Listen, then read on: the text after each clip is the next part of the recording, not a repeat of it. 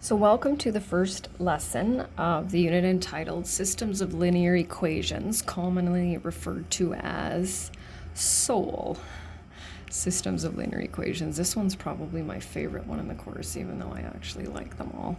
So the first thing we'll look at is what exactly is a system of linear equations. So what we need are minimum of two, we're only going to deal with two though, two equations that each contain two variables. And the ones that we usually use, the variables that we usually use, of course, are x and y. So the common forms that linear equations are written are slope-intercept form, so that's our famous y equals mx plus b, or the standard form, ax plus by equals c. And so here's a couple of examples just of systems, and what we will be doing is solving them. So that is determining what values of x and y fit both equations. So by the time we're finished here, you will be able to solve systems of linear equations using three different methods: graphing, which of course we've already seen before, elimination, and substitution, and those are the algebraic methods.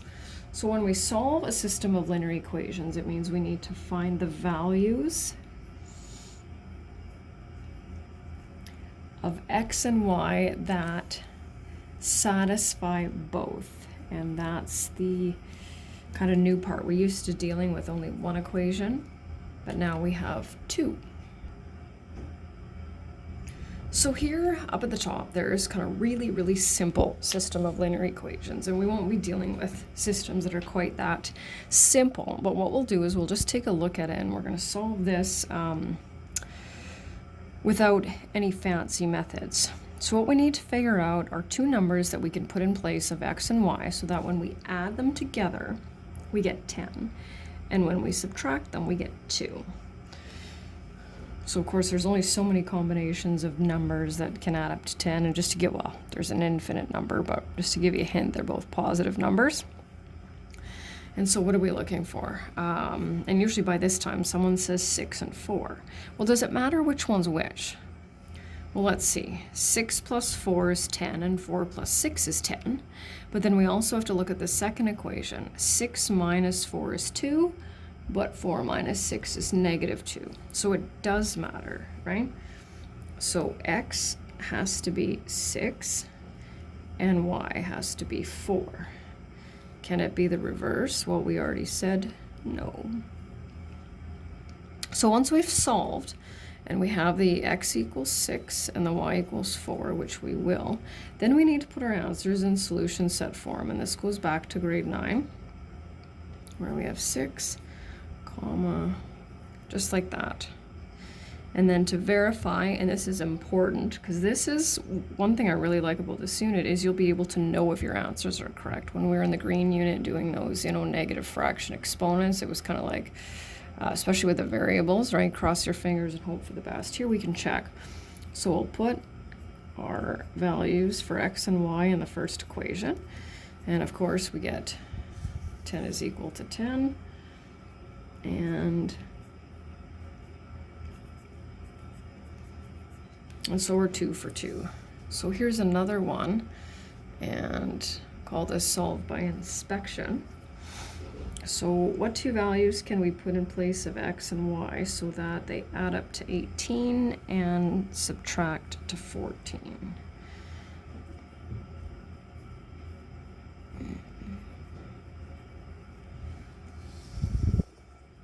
Let's verify it. 16 plus 2 equals 18. And 16 minus 2. And that's the first one.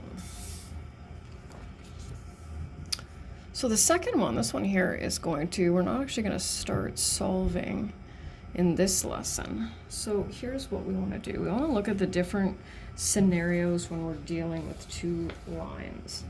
So the first thing that can happen is they can intersect, and it doesn't matter where, right, or at what angle, because oftentimes students will say they can be perpendicular, which they can, but it's just the intersecting I'm looking for, okay? So we're going to call these intersecting lines. And bear with me here until I finish what I need to do, and then you'll know what you have to do. So intersecting lines, how many solutions? That means how many places will they meet? Well, clearly, right, they meet once. So there will be one solution. So if you look over here, and we're familiar with slopes and y-intercept, right? We don't want the values of them. What we want to know is if they're the same or different, so that when you see a system of linear equations, you can decide without graphing or solving if there are 1, 0, or an infinite number of solutions. So are the slopes of these lines going to be the same or different? Well, they're definitely different, right? We already know one's going to have a positive slope, one's going to have a negative slope. Y-intercepts, clearly, right? One's up here and one's down here. Now, technically they could be the same, but that would only be if the intersecting point was on the y-axis. So I'm going to write different here but technically they could be the same. But different is definitely the most common one. The next set of lines that we're familiar with is, and hopefully I can line these up so that, yeah, they look pretty parallel to me, are parallel lines. And we know that parallel lines, of course, never cross. So if they never cross, how many solutions? Well, none, right? Because they will never meet. And the solution is where they meet. Okay, same or different slopes? Well, we already know that. We looked at that in the pink unit. Same slopes.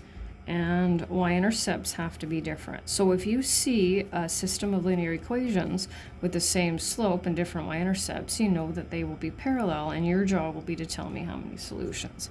And the next one, and I do not have another color, hold on a second. Found a different color, it'll make it a heck of a lot easier. This one, students usually just kind of look at me like, well, what else could there be? And it's definitely something we don't see too often, but it exists. And I hope you can see it over the different colors here. So it's when we have what I call overlapping lines. I'll put some arrows on that one. That's what I needed my other color for, right? So in essence, the exact same line, right? But two of them. You'll see what the equations look like too. So we'll call these overlapping lines.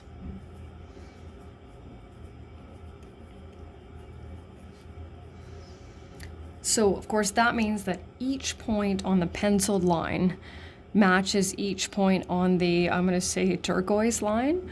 So there are an infinite number of solutions. And clearly, if they're the exact same line, they have to have the same slopes and the same y-intercept, right? So here's what you need to do. Oh yeah, I can get it to fit there. Perfect. So here's a system of linear equations. Your job is to tell me how many solutions, right? Based on the slopes. And that's sometimes what students will put on their study sheet for the exam is the chart, even though it's not something you have to memorize, right?